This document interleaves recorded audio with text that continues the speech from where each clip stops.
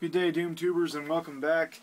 Got another game to talk about. It's another Ninja Theory game, and it is none other than Enslaved Odyssey to the West. This is a really fantastic game, and it was kind of a slow burner for me because I started it several months ago, and it didn't, I liked it a lot, but it didn't absolutely grasp me, and I was easily distracted and got into other games. But I knew that I liked it. I knew it was a good game. And upon completing Heavenly Sword, which is the other Ninja Theory game that I own and played recently and beat it, this is my last video, I decided that I would put this back in and focus on it, and boy am I glad that I did, because it is fantastic.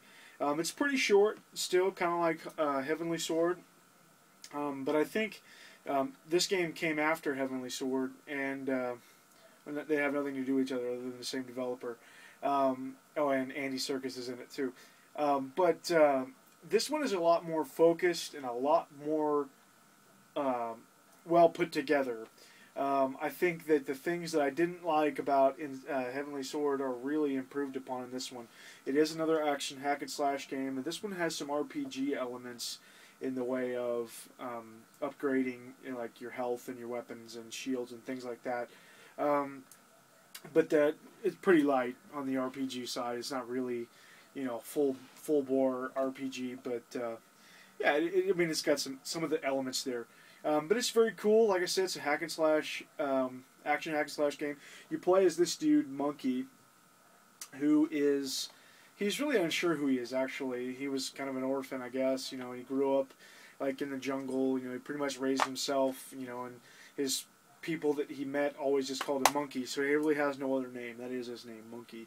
And the game starts with him. He's being held captive on this craft of some sort, and you don't see how he gets there or whatever, but somehow he gets out in the craft, and he's chasing after.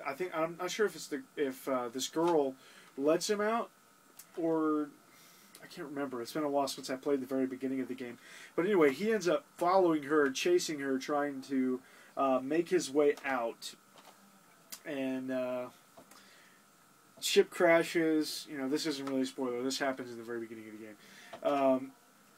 Ship crashes, and he finds himself, after he wakes up, comes back to consciousness with this headband around his head, and this girl, who you find out whose name is Trip, she has enslaved him with this crown of some sort, this headband. She's enslaved him, and now he has to do what she says, because she can just like kill him with like a flick of a switch or something like that. Or if you get too far away from her, you die, and if she dies, you die. So you're pretty much like bound to her, and you have to protect her, because if she dies, you die. That sort of thing. She has good intentions, pretty much. Selfish intentions, but good intentions. And you come to be okay with this. She's basically enslaved you to try and get her back home, to where she's from. She was captive on this craft too, and she escaped. And so then you move forward, and it's post-apocalyptic. Everything's dead. All the cities are abandoned and stuff, and they're overrun by these mechs. And you're trying to just keep away from them and destroy the ones that you come across, as fast as you can.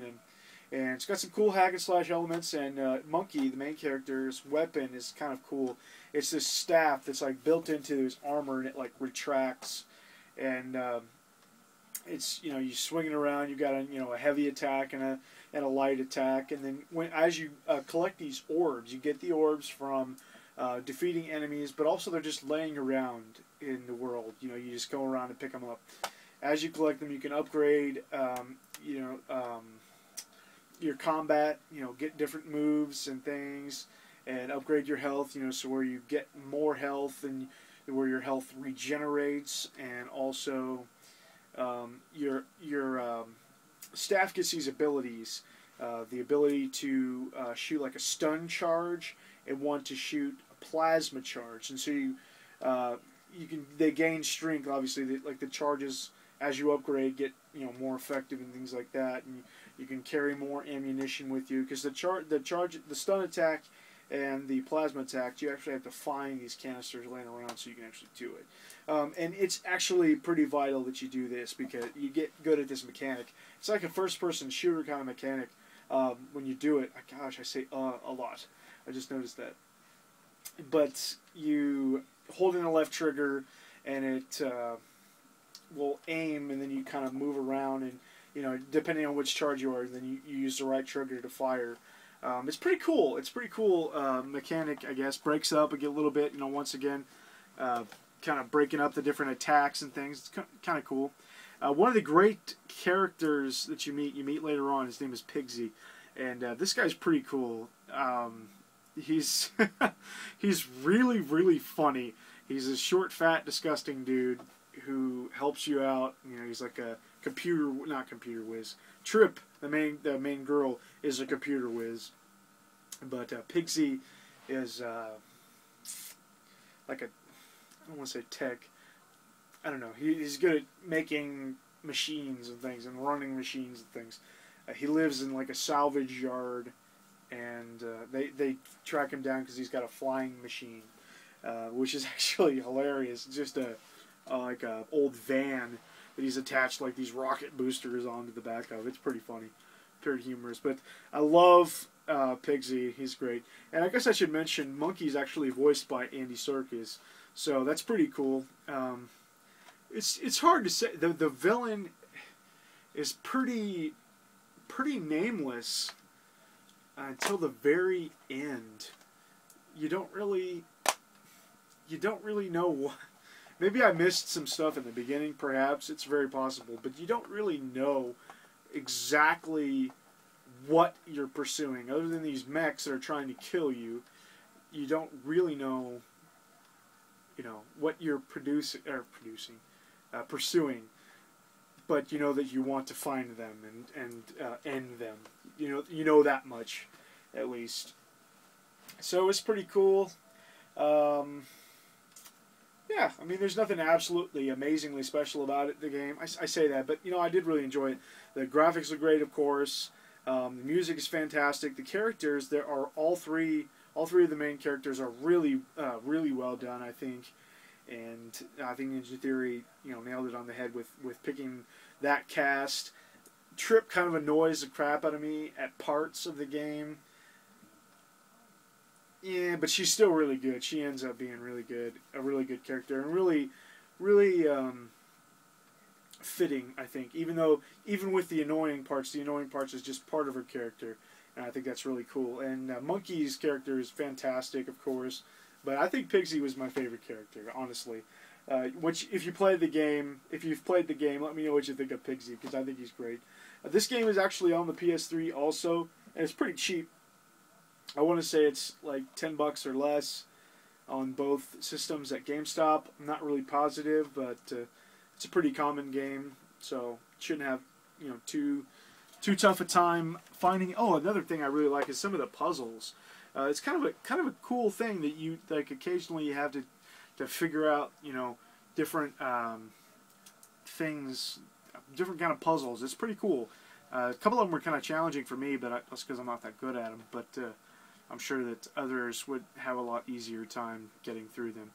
But all in all, I would say that I definitely think this is a better game than Heavenly Sword.